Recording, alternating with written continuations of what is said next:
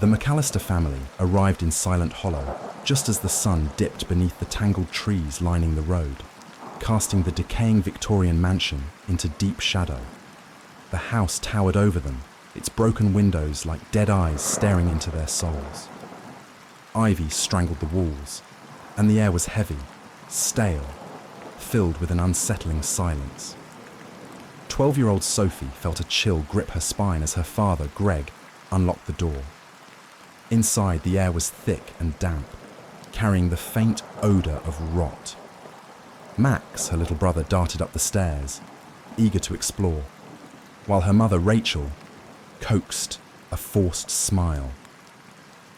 But Sophie remained still, her instincts screaming that something in the house was wrong, watching them, waiting. That night, while her parents unpacked and settled into the eerily quiet home, Sophie lay awake, staring at the cracked ceiling, listening to faint, sinister whispers that seemed to seep through the walls. Her window creaked open just a bit, and a musty, mold-scented breeze slithered across her bed, chilling her to the bone. She tried to sleep, but the whispers only grew louder, now sounding like the breathy, desperate pleas of someone trapped. The next morning, Sophie and Max wandered through Silent Hollow, hoping to shake off the sense of dread that clung to them. The town felt deserted, each house dark, every window blank.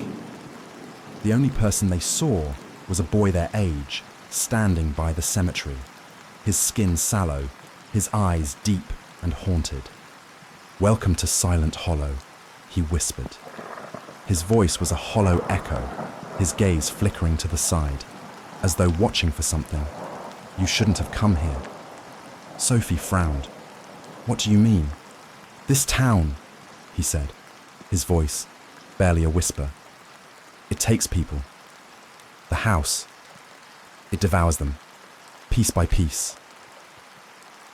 Disturbed but determined to shake it off, Sophie led Max back to the house, but her heart sank when she felt its oppressive silence settle over them again, like a dark veil. That night, the horrors began. Sophie woke to a bone-chilling scream from Max's room.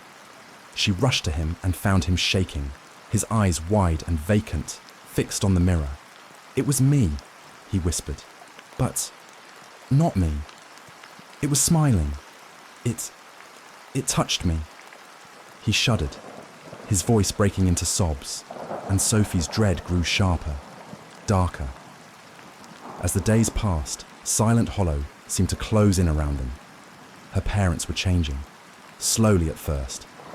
Her mother, Rachel, grew quieter, her once warm eyes vacant, her skin paling with each passing day. Greg would sit alone for hours, muttering under his breath, his hands clawing at invisible threads only he could see. Whenever Sophie tried to speak to them, they'd look at her as if she were a stranger, as if they'd already forgotten who she was. One night, unable to bear it any longer, Sophie ventured into the basement, determined to understand the sinister forces gripping her family. The heavy door groaned as it opened, and she descended into the pitch-black depths, clutching a flashlight. The air grew colder, thick with the smell of rotting earth. Her flashlight flickered, casting brief broken images of the basement walls. And then she saw them. Faces, twisted, screaming faces, pressed into the walls, frozen in eternal agony, eyes wide with terror. Their mouths stretched open, contorted as though they'd been caught mid-scream, hands clawing at the stone, as if they'd tried desperately to escape. Suddenly, her flashlight sputtered out, plunging her into darkness. In that suffocating blackness, she felt a cold, clammy hand wrap around her wrist, pulling her toward the walls. She screamed, wrenching her arm free and bolting up the stairs, her heart hammering, her mind spinning with horror. She found her parents in the living room, staring blankly at the walls, their mouths moving soundlessly, whispering, "Welcome home, welcome home." Desperate, Sophie grabbed their arms, shaking them, but they stared through her as if she weren't even there. Their skin was pale, almost translucent, and their eyes held a dull, grey emptiness. "Mom, Dad, we have to leave!" But they didn't respond. They only stared, their vacant eyes unseeing, their movements robotic. They began to move in unison, staggering toward her, reaching out with cold hands as they repeated, "You're home, Sophie. Welcome home."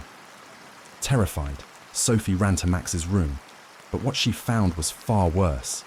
Max was sitting in front of his mirror, his face a ghastly shade of grey. He was staring at his reflection, but his expression was twisted with a mixture of horror and fascination. In the mirror, his reflection moved independently, grinning with hollow eyes, reaching through the glass as if trying to drag him into a world beyond. "They want me," he whispered, his voice hollow. "They want to pull me in." A bony hand shot out from the mirror, grabbing Max by the shoulder, and with a scream, he was yanked into the mirror, his body shattering like glass, leaving only the twisted grin of his reflection. Sophie screamed, stumbling back into the hall, only to find herself surrounded by her parents. But they were no longer her parents. Greg's face had turned an ashen, bloated grey, his eyes sunken, mouth stretched into a grotesque grin. Her mother's fingers were twisted into claws, her face slack, her gaze distant. "No one leaves," her mother rasped, her voice an unnatural rasp, as she grabbed Sophie's wrist, her touch as cold as death. Her father grinned, his mouth splitting unnaturally wide, showing blackened, rotting teeth. Sophie struggled, but they held her fast, dragging her down the stairs, back to the basement. The walls pulsed with dark energy, alive with the writhing faces of trapped souls. Her parents forced her toward the wall, where a sickly, open maw waited, dripping with shadows, hungry. "No!" she screamed, but her words were swallowed as her father pressed her head against the stone, and the walls began to pull her in, absorbing her inch by inch. She felt her bones snap and her skin tear as the walls swallowed her alive, pulling her body into the stone. Her last vision was of her mother, smiling that empty, haunting smile, her face barely recognizable. As Sophie's body melded with the stone, her screams joined the others in a chorus of tortured wails. The next morning, the McAllister family was gone.